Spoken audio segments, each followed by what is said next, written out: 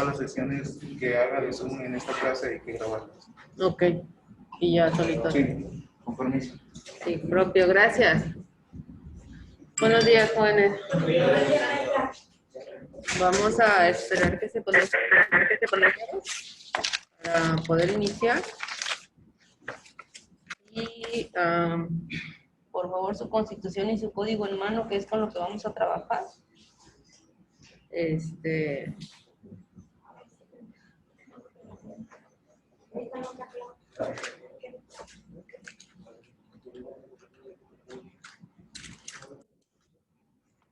Y a la vez vamos a, de todas formas, proyectar. Dale, ¿qué sucedió? ¿Todo bien? ¿Se movió algo? Ya, ¿verdad? Bocina. Está, ¿dónde se prende? ¿La bocina? Ajá.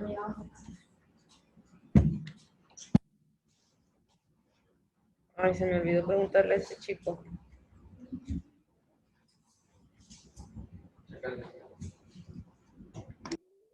Ya, creo que ya. ¿Ya me escuchan, jóvenes? ¿De aquel lado? ¿De aquel lado? Sí, maestra. Oh, muy bien. Déjenme abrir el material que vamos a compartir. Y si no, para buscarlo aquí. Ese es...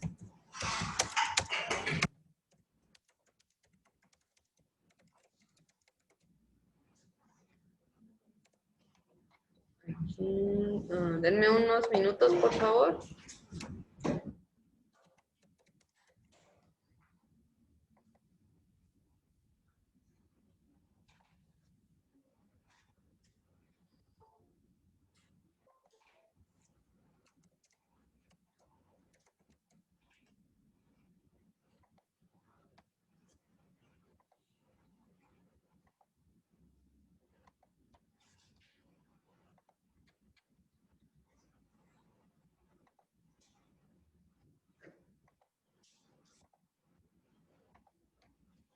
Muy bien, vamos a pasar lista, por favor, de los que están ya incorporados a la clase. Una. Sí, por ahí.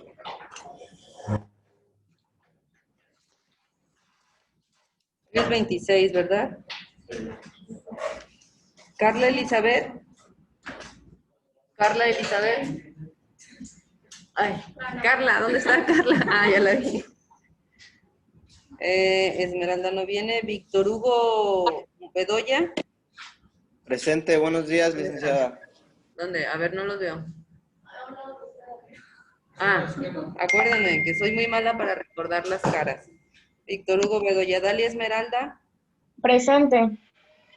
¿Dónde está Dalia? ¿No la veo? Aquí. Ah, ok. Helen ya no viene. Jorge Carrillo. Jorge Carrillo. No viene. Francisco Javier García. Francisco Javier García, tampoco. Maestra, él salió, Javier García, Sí, Javier. está en Guadalajara, tuvo que salir, no sé qué del trabajo. Ok. Refugio también, ¿eh? Aquiles. Aquí estoy. Acá. Jonathan.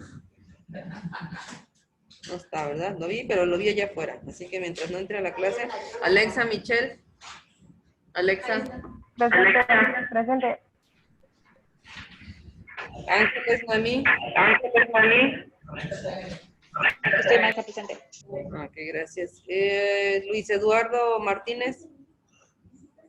Luis Eduardo. Claudia Peña. Jesús Iván. Marco Antonio Robles. Marco Antonio Robles Quintero. No. Álvaro Cuauhtémoc. Marco Antonio Ruiz. Marco Antonio Ruiz. Veo su foto de perfil, pero no lo escucho. Presente, maestra, buenos días. Buenos días. Dalila Francisca. Aquí estoy. Paulina Esmeralda. Presente, maestra.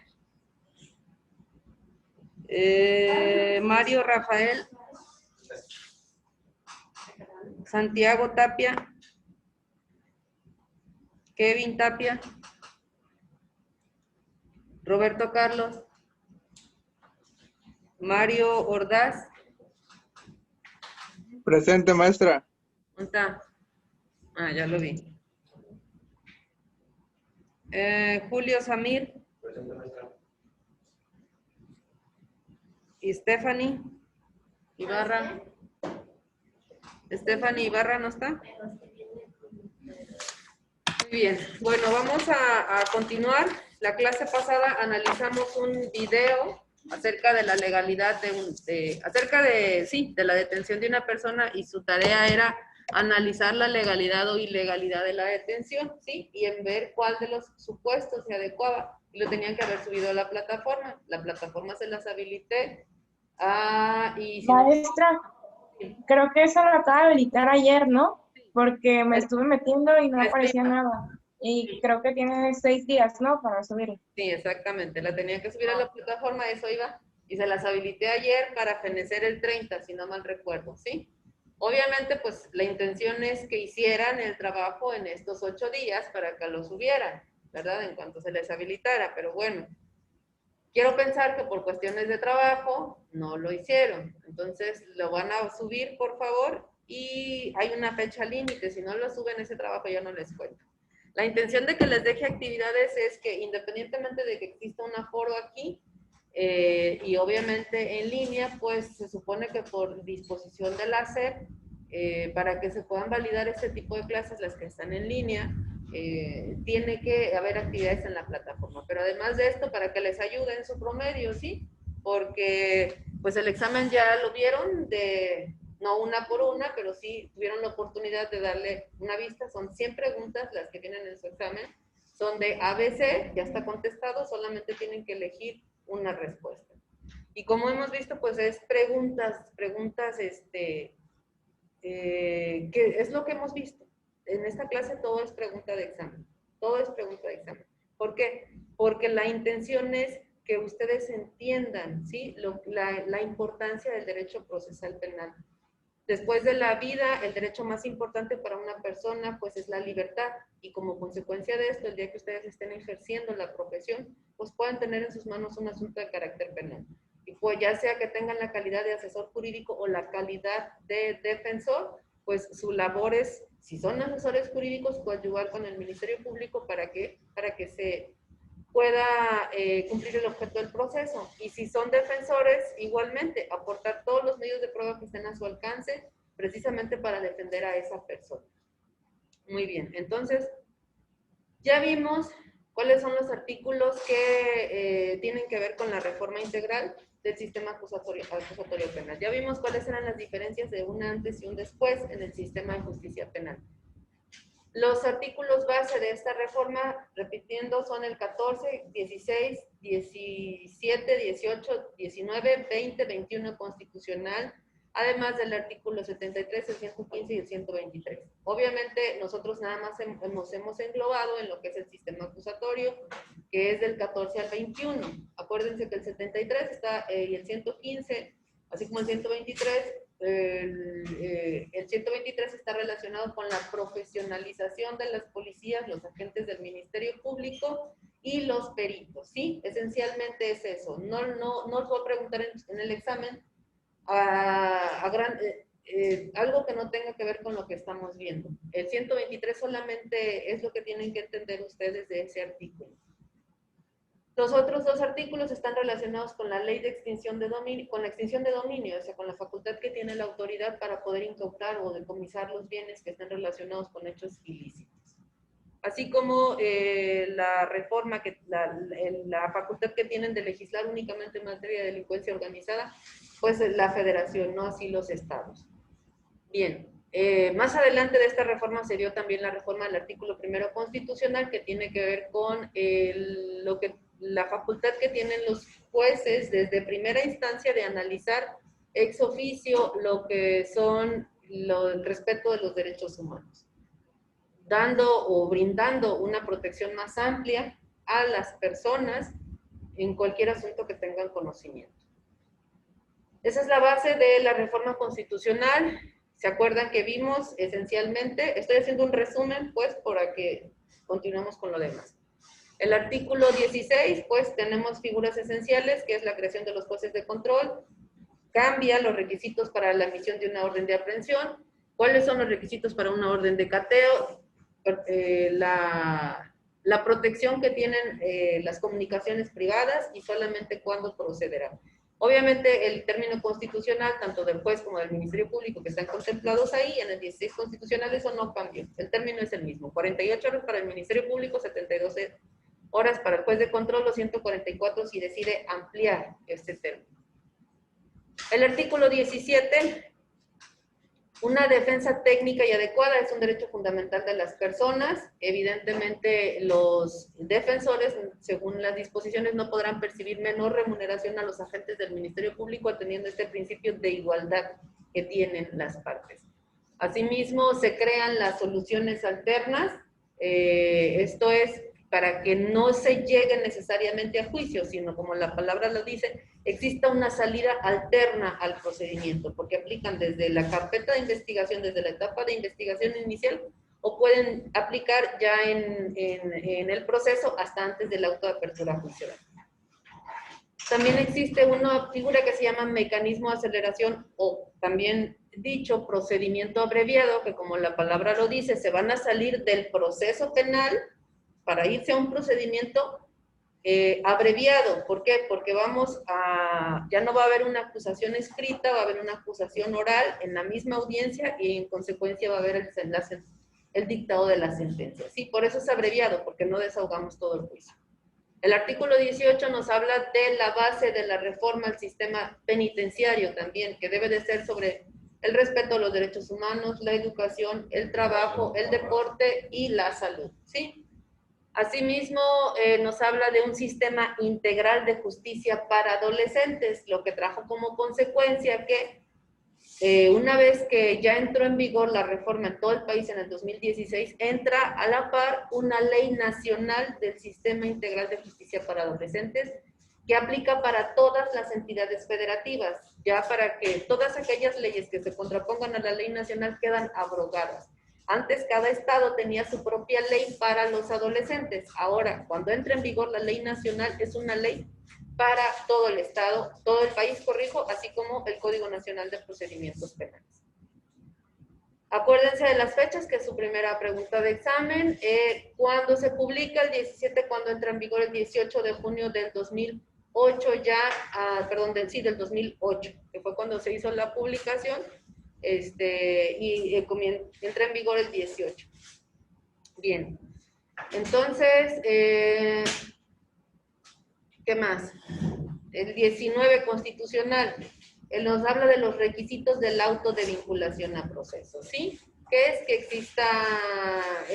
existan datos que hagan presumir fundadamente que una persona, que existan datos que nos justifiquen un hecho delictivo, que existan información que nos hagan presumir que una persona es probable responsable de esta situación, y además que nos habla de que existirán las medidas cautelares para garantizar su comparecencia al proceso, o bien para proteger a la víctima, o bien para proteger nuestra investigación.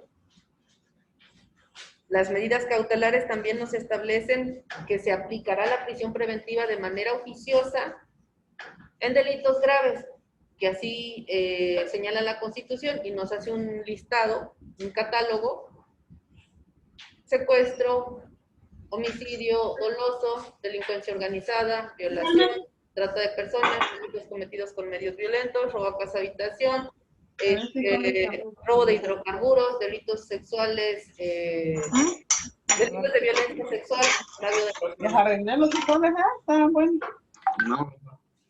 No me dio a mí. Bien, entonces, en este sentido, estos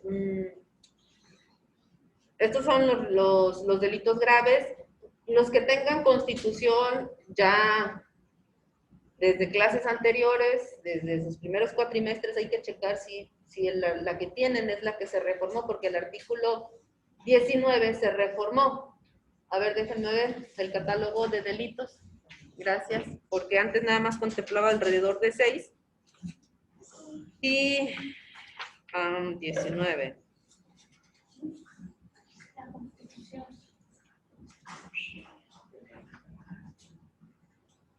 Sí, este es el reformado. Aquí nos dice abuso, violencia sexual contra menores, delincuencia organizada, homicidio doloso, feminicidio, violación, secuestro, trata de personas, robo a casa habitación, uso de programas sociales con fines electorales, corrupción en delitos de enriquecimiento ilícito y ejercicio abusivo de funciones, robo de transporte a carga en cualquier modalidad, delitos en materia de hidrocarburos, petrolíferos o petroquímicos. En materia de desaparición forzada y desaparición cometidos por particulares, cometidos con medios violentos y armas explosivos, delitos en materia de armas de fuego y explosivos de uso exclusivo del Ejército y la Fuerza Armada. Y los graves que determine la ley en contra de la seguridad, la nación, el libre desarrollo de la personalidad y de la salud. Cuando se creó el sistema acusatorio, cuando se hizo la reforma integral, no tenía tan amplio el catálogo, pero en razón de que se prestaba mucho, sobre todo lo que tenía que ver con menores, muchos abogados decían, es que no dice abuso de menores, nada más dice violación. Y como en muchos estados el abuso de menores no se llama violación, se llama abuso sexual infantil o abuso de menor, entonces al no estar contemplado ahí, en algunas ocasiones se llegaba a decir, no es delito grave el abuso contra menores, libertad. Es uno de los motivos por los cuales la prisión preventiva oficiosa se modifica y se amplía más el catálogo en tratándose de abuso de menores. Y bueno, como existe un alto índice de robo a casa habitación, también lo meten ahí, ¿sí? Bien, ahora, la prisión preventiva tiene un fin lícitamente perseguido, que es garantizar la comparecencia del imputado al proceso. Además de esto, dar una protección a la víctima, testigos, comunidad o intervinientes en el proceso y proteger la investigación. Son 3 fines, ¿sí? Que lo vamos a ver más adelante cuando toquemos a profundidad el tema de las medidas cautelares. Bien, entonces, tenemos que vamos en el que 19 constitucional. El 20 nos habla de los fines y los principios, nos habla del objeto del proceso, ¿sí? Ya dijimos que es que esclarecer los hechos, proteger al inocente, que el culpable no quede impune y que se reparen los daños. Además vienen los principios generales que están en el apartado A, ¿sí?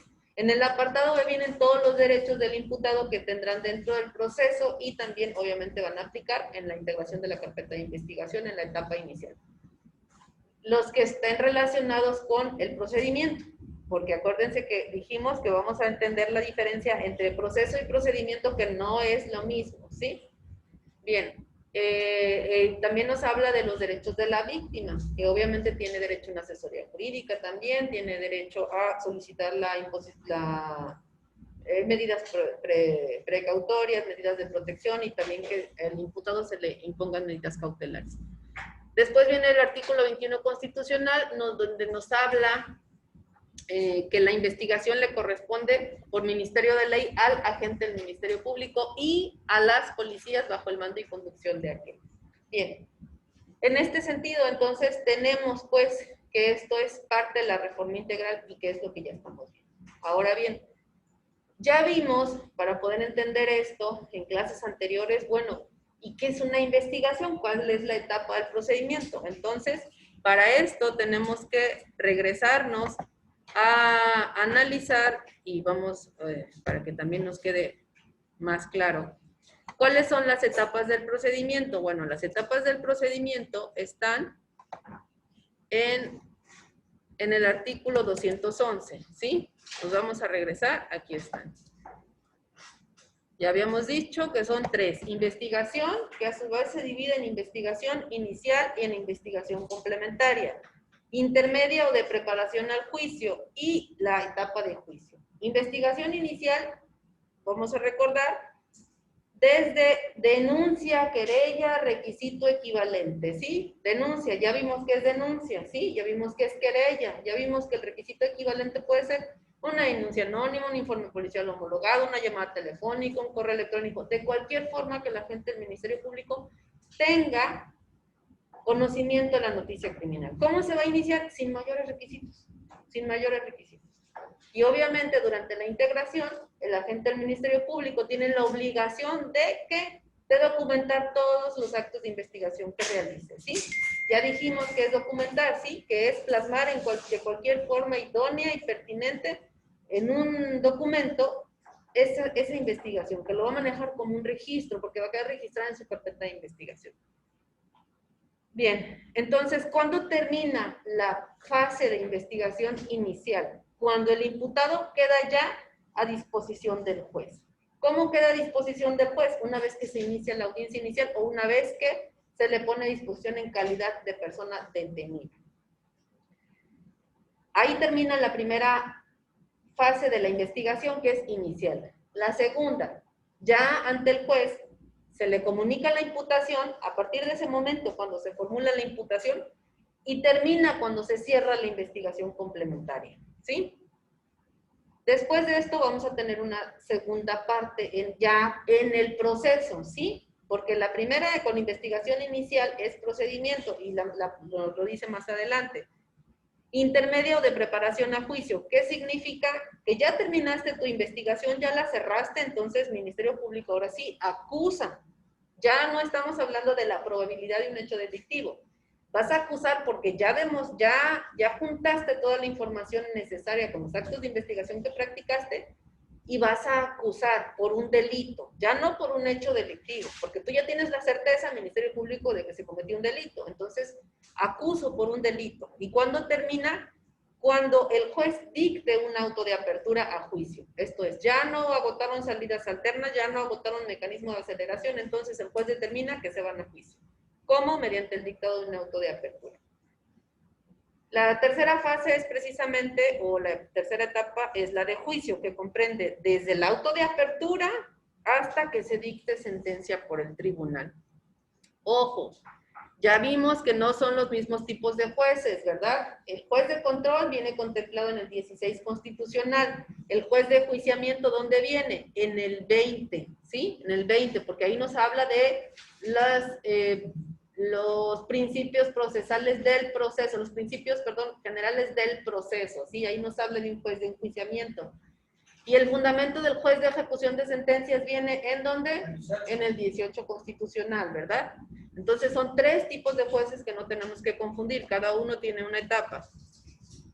Bien, ya habíamos visto también las disposiciones comunes en la investigación que nos habla de qué, de que el fiscal tiene un deber de investigar, ¿sí? Nos recuerda cuál es el objeto del proceso y cuáles son los principios que rigen a las autoridades que intervengan en este procedimiento y en el proceso, que son honradez, lealtad, objetividad, debida diligencia, respeto a los derechos humanos, eficiencia, ¿sí? En todas las autoridades. Además, tienen la obligación de estar suministrando la información que se le requiera ¿a quién? A las partes, porque nadie más que las partes tienen derecho a intervenir en la carpeta de investigación. No porque inclusive hay personas que dicen, oiga, es que yo quiero saber, fíjese que cómo está este asunto, o que yo vengo de la prensa y que no sé qué, y quiero saber pues. Solamente las partes son las que tienen acceso a la carpeta de investigación, ¿sí? Solamente. Víctima, ofendido, su asesor jurídico, el imputado, su defensor y obviamente el fiscal, que es el que está integrando la carpeta de investigación. Ni siquiera el juez tiene acceso a la carpeta de investigación. El juez está vedado por imperativo de ley para conocer la carpeta de investigación. ¿Cuándo va a conocer? Cuando se ejercite acción penal, se haga la audiencia inicial y se le expongan de manera verbal los datos de prueba, porque está vedado por imperativo de ley leer la carpeta de investigación. No puede contaminarse con la información. ¿Por qué? Porque él va a resolver en base a ¿qué? A la información que le comuniquen las partes, ¿sí? Verbalizándola. Entonces, le van a decir qué hay. Y en base a los principios, ¿de qué? De contradicción, ¿sí? Continuidad, concentración, esencialmente el principio de contradicción, van a el juez valorar toda la información que le dé y va a resolver. Bien. Sí, ¿estamos bien del otro lado, jóvenes? Sí, maestra, vamos bien. Muy bien. Entonces, registro, ya habíamos dicho que todo lo que realice el representante social lo tendrá que documentar. Todo lo que hagan los policías lo tendrán que documentar. Díganme. Entonces, el juez no conoce la carpeta de investigación. Audiencia, sí. Sí, cualquier tipo de audiencia y no necesariamente tiene que conocer todo. Por ejemplo, el juez de enjuiciamiento pues no va a entrar dentro de la fase inicial. Ellos van a conocer hasta que ya esté el juicio. Antes no pueden. Si por alguna razón, y lo pongo aquí, por ejemplo, aquí hay, digamos, 4 jueces, ¿no? Es un ejemplo. Aquí en Vallarta hay 4 jueces. Uno de ellos va a conocer de las audiencias preliminares a juicio. Si por alguna razón ese juez no está otro, bueno, otro conocerá, ¿sí? Si por alguna razón, que llega a suceder en muchos lugares,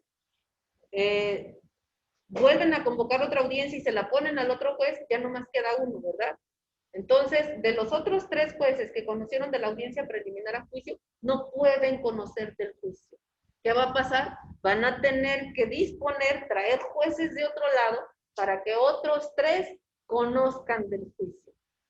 ¿Sí? Esto suele suceder porque a veces la carga de trabajo hace fijar audiencias, el juez que te dé turno, que te dé turno. ¿Y qué pasa? Cuando una carpeta llega a juicio, se dan cuenta, ya cuando ven la carpeta, que actuaron varios jueces. Entonces dicen, no, pues se les complica. Tienen que mandar traer jueces de otro lado. Entonces, en algunos lugares se tiene cuidado, en algunos la misma carga de trabajo no te lo permite.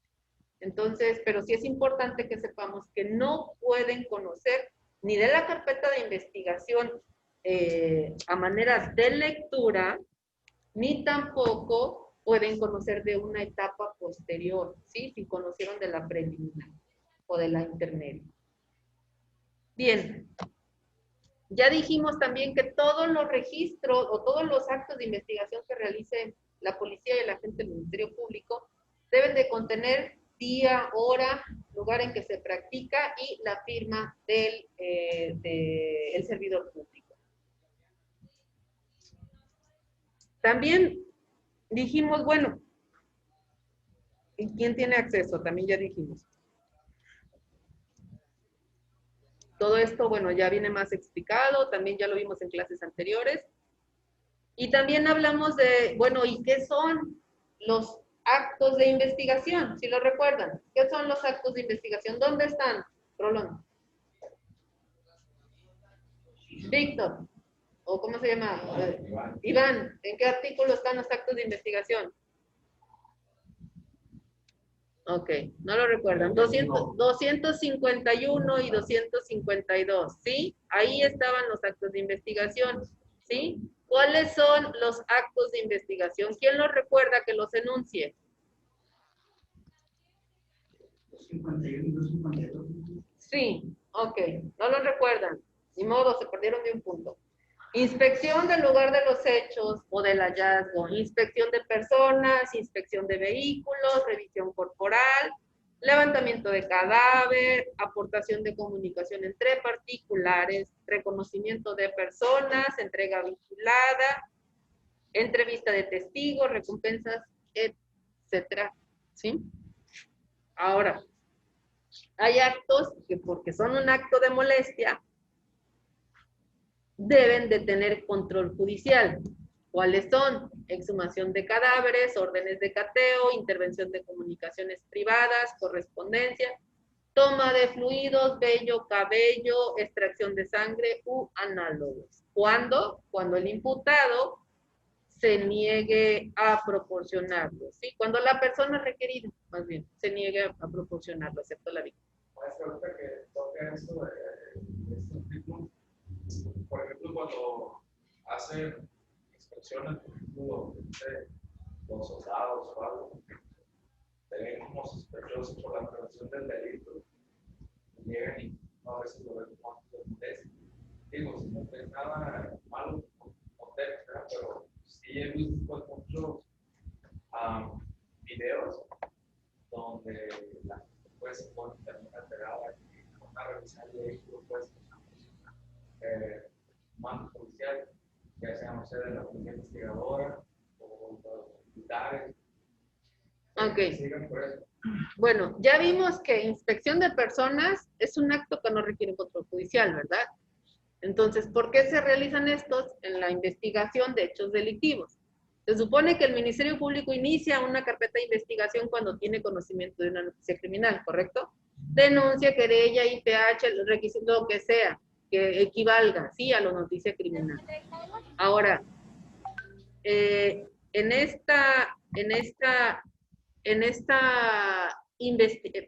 lo que pelean los defensores, bueno, pero eso es cuando ya iniciaste la investigación. Cuando está la revisión, ¿por qué si no tienes una denuncia, Ministerio Público? ¿Por qué el elemento me va a revisar? ¿Sí? Eso es anticonstitucional. Ese es el primer argumento. Muy bien.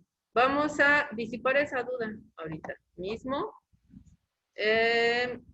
Porque ya fue resuelta esta situación por parte de, vamos a poner, vamos a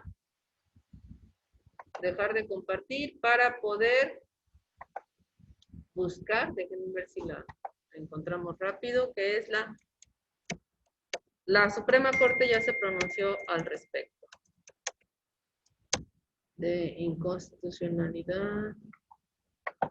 Maestra, ¿cuál es la pregunta que hizo? Porque no alcanzábamos a escuchar.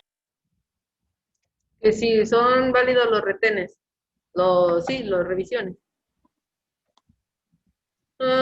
Hizo acumulado, aquí está, la resolución. Esa es, déjenme ver si es la sentencia. Muy bien.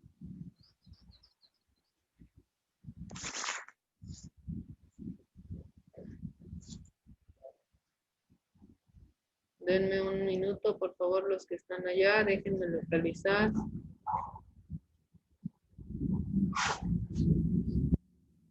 ¿Cuáles retenes? ¿Los del Torito o los que te revisan todo el coche?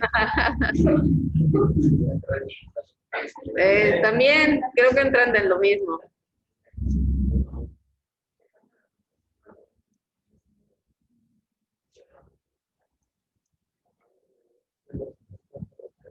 Denme un minuto.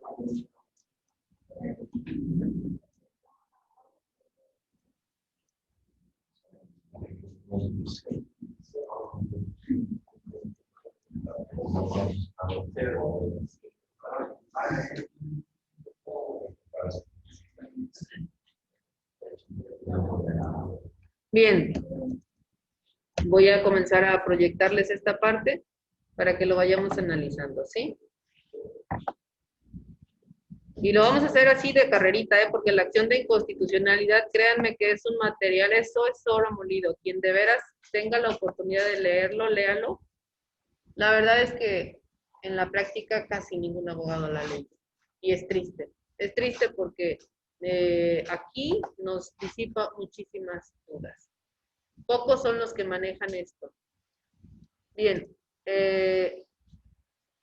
Cuando surge el Código Nacional de Procedimientos Penales, la Comisión Nacional de Derechos Humanos promueve una acción de inconstitucionalidad en contra de determinados artículos que habla precisamente de la inspección, de la revisión corporal, de las facultades que tiene la policía, porque consideran que es muy, pues genera un acto de molestia y tiene violaciones graves a la Constitución. Sin embargo, la Suprema Corte ya resolvió, ¿sí?, que precisamente el artículo 21 constitucional, cuando se reforma, le da esa facultad a la policía de revisar. Si analizan ahí, son varios puntos, ¿sí? Habla de los controles preventivos y de las facultades de la policía. Dice aquí que decían que indebidamente se otorga a la policía la facultad de inspeccionar, ¿sí? Luego dice, sin que se prevea una delimitación de circunstancias, tiempo, modo y lugar, la ausencia de las reglas de la inspección impide su eficaz aplicación al no prever una exactitud en el procedimiento que debe utilizarse. Todos estos son los argumentos que tiene la comisión para promover la nulidad o que se declare inconstitucional. Sin embargo, cuando resuelve la Suprema Corte, pues analiza esto. Primero, obviamente aquí, el Ejecutivo Federal y las cámaras dicen, bueno, porque contestan la acción, ¿sí? Son acordes a la Constitución, ¿por qué? Porque hay determinados actos que no necesariamente requieren un control judicial. Por prevención del delito los tienes que hacer. Y no va a estar un juez ahí para cada individuo estarlo realizando. Esto es lo que dicen. Ahora, vamos a controles,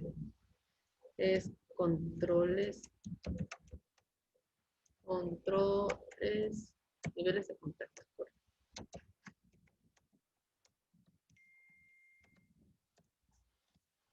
Bien, entonces, aquí nos dice la Suprema Corte, bueno, primero vamos analizando que sí es cierto, las policías tienen las facultades para revisión, pero hay que respetar determinadas situaciones. ¿Cuáles?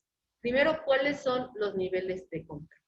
El hecho de que se te permita la revisión no significa que te tienes que exceder. Y para esto, para que no haya en el cuándo sí y cuándo no, ahí te va la regla. ¿Cuáles son los niveles de contacto que se le permiten a la autoridad? 3. La simple inmediación entre el agente de seguridad y el individuo. ¿Para qué? Para efectos de investigación, identificación o prevención del delito. ¿Sí? Prevención del delito, que está permitido. Restricción temporal del ejercicio de un derecho, como puede ser la libertad personal, propiedad, libre circulación o intimidad. ¿Sí? Y detención en estricto sentido, flagrancia delictiva. ¿Sí? ¿Por qué? Porque en la práctica, o sea, en la vida cotidiana, no solo es en México. A nivel mundial existen este tipo de retenciones temporales. ¿Por qué? O restricciones, no retenciones, restricciones temporales a tu libertad ambulatoria o tu vehículo. Porque también si no existieran, pues imagínense, libre paso de drogas, estupefacientes, libre paso de armas. Hay personas que hasta en los carros traen cadáveres y créanme que las películas andan, la realidad supera la ficción, ¿eh? Entonces, ha habido muchos asuntos que a la revisión, bueno, si se ve sospechoso, ¿por qué? No es nada más por sospechosismo, sino porque cuando un individuo realmente está cometiendo un delito, tiene siempre una actitud evasiva. Si tú no tienes nada que ocultar, pues vas tranquilo, pero alguien que oculta algo siempre trae una actitud evasiva, desde la mirada, desde los movimientos corporales, desde el habla, ¿sí? Y entonces las policías pues están facultadas, ¿por qué? Por prevención del delito, ¿sí? Ahí está la respuesta. Entonces, cuando nos pongamos, es que es anticonstitucional y no voy a... Pues ahí está la respuesta. Dígame. Entonces, por ejemplo, en estas ocasiones en las que tú vas a tu carro así normal, o cualquier día, y te paran y dicen, págase o lo que sea, vamos a hacer una revisión. Entonces, pueden hacerlo y te revisan. ¿En qué momento? Igual puede ser una como no das pie pues a la corrupción de los elementos, pues, o sea, que te pongan ellos algo, o ¿sabes? Bueno, evidentemente eso no tiene que suceder, ¿sí? Obviamente para que procedan a la revisión, al menos los militares a mí siempre me ha tocado, cuando me revisan, siempre te dicen para qué y te piden permiso, ¿sí? Te dicen para qué y te piden permiso. No dudo que, he escuchado que en algunas cosas sucede lo que usted me dice. Desafortunadamente, bueno, en este caso no está permitido por la ley. Aquí nos dice cómo debe de ser.